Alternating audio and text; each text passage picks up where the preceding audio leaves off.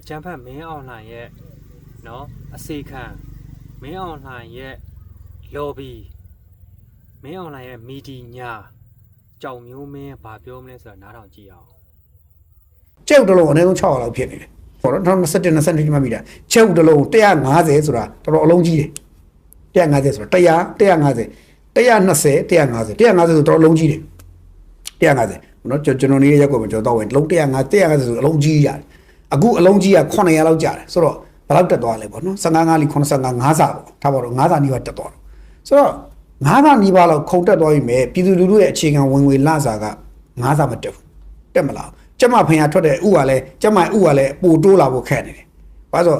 ဒီမွေးမြူအစားအစာတွေကလည်းကျွန်တော်တို့ကုန်ချမ်းသွင်းတာတွေပြဿနာရှိတယ်မင်းအွန်လိုင်းမိမကျူကျူလောက်ဥခိုင်းလိုက်ကွာဘာဖြစ်လို့မနိုင်တော့ဘူးလဲမွေးမြူတွေထုတ်လို့မနိုင်ဈေးကွက်တွေဈေးကကြီးအဲ့တော့အကန့်အသတ်တွေဖြစ်ဒါပေမဲ့ကျွန်တော်တို့ရှိမှာကုန်ထုတ်လုပ်ငန်းအကြောင်းပြောမယ်ဆိုလဲကုန်ထုတ်လုပ်ငန်းမှာလူရတဲ့လူတွေသုံးတဲ့လူသုံးကုန်ထုတ်လုပ်ငန်းပစ္စည်းထုတ်ဖို့အတွက်လူသုံးကုန်ပစ္စည်းစက်ပစ္စည်းအလုံးလောက်မရှိကျွန်တော်တိုင်းပြည်မှာအကုန်လုံးကအိုးနှင်းခွက်နှင်းတွေဖြစ်နေတယ်အဲ့ဒါအားလုံးချုပ်ထားတာဘာလဲဆိုတော့ကျွန်တော်သိတယ်ဘာလဲချုပ်ထားလဲဆိုတော့ကျွန်တော်သိတယ်ဒါပေမဲ့ကျွန်တော်မပြောတာသေးဘူးပေါ့မပြောတာသေးကျွန်တော်လည်းသိတယ်ခင်ဗျားပြည်သူလည်းသိတယ်စီးပွားရေးလုပ်ငန်းရှင်လည်းသိတယ်ဘာလဲချုပ်ထားတာလဲဆိုတော့ကျွန်တော်တို့သိတယ်โอเคအဲ့တော့အခုလောတဲ့ကျုပ်တလုံးရဲ့တန်ကြီးက900လောက်ဖြစ်နေတဲ့ခါကျတော့အဲ့တော့ကြောင်မျိုးမင်းကနော်ဟိုကျုပ်ဈေးကြီးတယ်ပေါ့ဗျာကျုပ်ဈေးတက်လာတယ်ပေါ့နော်တိုင်းပြည်အိုးနှင်းခွက်နှင်းဖြစ်နေပြီတဲ့အခုမှတိလာကြော်မျိုးမင်းကဟမ်9နှစ်ရှိသွားပြီအကြမ်းဖက်မင်းအောင်နိုင်နေတာမင်းအောင်နိုင်တက်လာတယ်ကနော်အရင်ရက်သားဆိုရ NLD လက်ထက်တုန်းကဒေါအောင်ဆန်းစုကြည်အုပ်ချုပ်တုန်းကအခြေအနေဘယ်လိုရှိလဲစီတလစ်ဘယ်လောက်လဲကျုပ်တလုံးဘယ်လောက်လဲကစုံရက်တစ်စီဘယ်လောက်လဲမင်းမသိဘူးလားကြော်မျိုးမင်းဟမ်မင်းခုမှသိတာလားဟမ်အဲ့တော့ဘယ်သူလဲဆိုတာ तू သိတယ်တဲ့ तू လည်းမပြောရဲဘူးမင်းပေါ့မင်းတို့တော်မှာပဲမင်းတို့ပြည်သူလူထုအတွက်မီဒီယာဆိုဒါဆိုရင်ဘာလို့မပြောရဲတာပြောပေါ့ဘ누구ကြောင့်လဲမင်းအောင်နိုင်ကြောင့်လေဟုတ်တယ်လား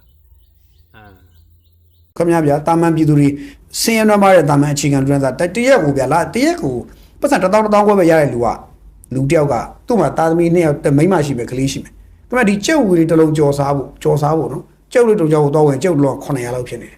ဆိုတော့ तू အဆင်မပြေဘူးမပြေတော့ तू ဘာလုပ်ရလဲကျုပ်တစ်လုံးတော့မိသားစု3လျက်ဝိုင်းကြော်စားတယ်ပေါ့ကျုပ်ကြီးတွေပဲစဉ်းစားပေါ့ဗျာနော်ဆိုတော့အဲ့ဒီကျုပ်တစ်လုံး900ဖြစ်မှန်းကိုတချို့နိုင်ငံတော်ကြီးကတာဝန်ရှိသူတွေဝင်ကြီးတွေတာဝန်ရှိသူတွေ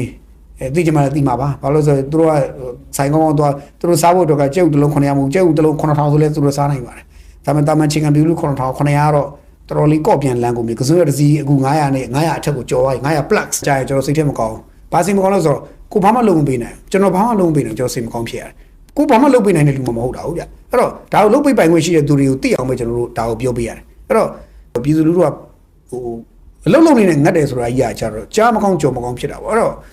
့တချို့ကပြောတယ်ဗျတချို့ကလည်းမစာမနာပြောတာတော့မသိပါဘူးဗျသူတို့လည်းစားကောင်းတောက်ကောင်းနေစားလို့ပဲမစာမနာပြောသလားမသိဘူးမြေပြင်မှာအဲ့လိုကြီးမဟုတ်ပါဘူးတဲ့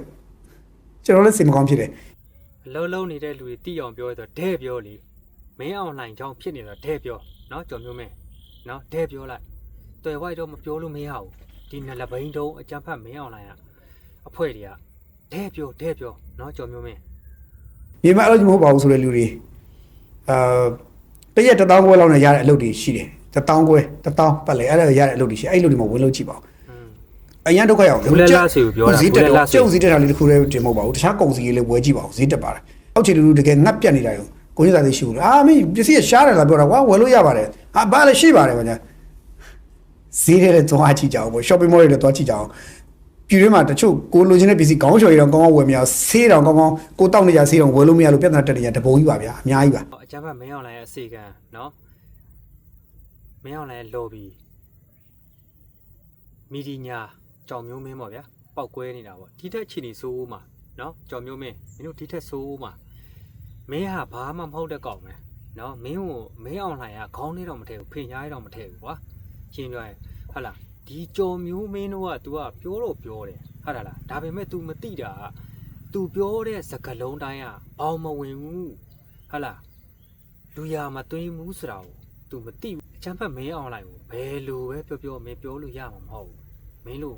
့ကောင်မျိုးကမင်းပြောတဲ့ဟာလဲခေါင်းနဲ့ထည့်မှာမဟုတ်နော်အဲ့တော့ခံရတာပြည်သူလူထုအခက်ခဲပေါင်းများစွာမင်းအောင်လိုင်းရဲ့ကျန်းဖတ်မင်းအောင်လိုင်းကြောင့်ပြည်သူလူထုကအကုန်ခံဒုက္ခပေါင်းအကုန်လုံးကိုခါစီးပြီးခံနော်ဒါပဲပြည်သူလူပဲခံရတာ โอเคဒီနေ့ဗီဒီယိုတော့ပါပဲအဲ့တော့ဒီဗီဒီယိုလေးကြည့်ပြီးတော့ကျွန်တော်ညီကောင်တွေအမြင်ကျွန်တော်ရဲ့ comment မှာဝင်ရောက်ဆွေးနွေးခဲ့လို့ရပါတယ်အားလုံးကျေးဇူးတင်ပါတယ်အားလုံးကြည့်ဆိုင်ကြပါ